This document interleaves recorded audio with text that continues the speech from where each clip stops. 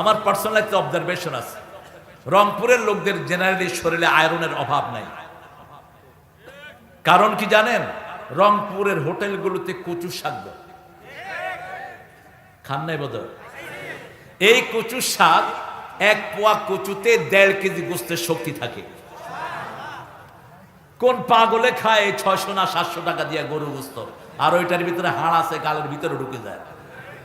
অথচ কচু খায় না। কচু খাবো ভাই, কচু খাওয়াতে আনেছে গো। আরে ভাই, কচুতে যে কি আছে তুমি কি জানো? কচু জানে না। প্রেগনেন্ট মেয়েকে কচু খাওয়া দেন, কোনো আয়রন ট্যাবলেট খাইতে হবে না। পৃথিবীর সবচেয়ে দামি শাক হলো এই কচু শাক। আমেরিকা ইংল্যান্ডে সবচেয়ে দামি শাক হলো এই কচু শাক। আরেকটা কলা গাছের ভিতরে যেটা আছে সাদা, ওটাকে আপনারা কি বলেন? হ্যাঁ, কলা গাছের ভিতরে যেটা মাঞ্জা। মাঞ্জা, মাঞ্জা। এই মাঞ্জা খুব দামি জিনিস। ইংল্যান্ড হসপিটালে, লন্ডন হসপিটালে দেখেছি আমি বইমে ভরা মাঞ্জা। আমি প্রথম মনে করেছি কি দামি ওষুধ না জানি কি, খুলে দেখি যে আমাদের এই কলা গাছের ভিতরে মাঞ্জা। খেলাম, doctor what are you doing with this?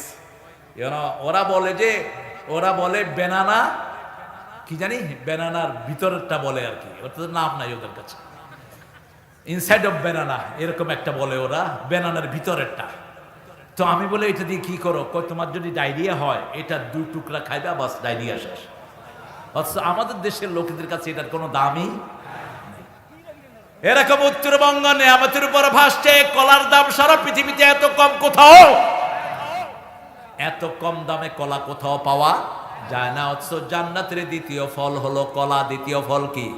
আল্লাহ রাব্বুল আলামিন বলছেন, ওয়াসহাবুল ইয়ামিন মা আসহাবুল ইয়ামিন ফি সিদরিম মাখদুদ ওয়া তালহিম মাদুদ ওয়া দিল্লিম মামদুদ ওয়া মাইন মাসকুব ওয়া ফাকিহাতিন কাসীরাতিন লা মাকতুআতিন ওয়া লা মামনুআ। আল্লাহু আকবার।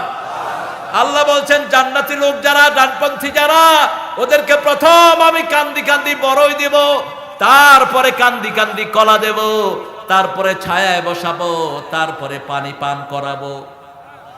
আমাদের অনেক শাস্ত্রে আছে খালি পেটে জল, ভরা পেটে ফল। এই কথাটা মিথ্যা কথা।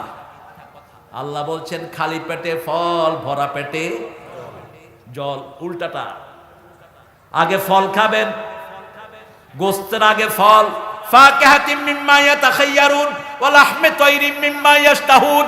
আগে ফল খাও ইচ্ছামতো, তারপরে তুমি গোস্ত খাও। কার কথা?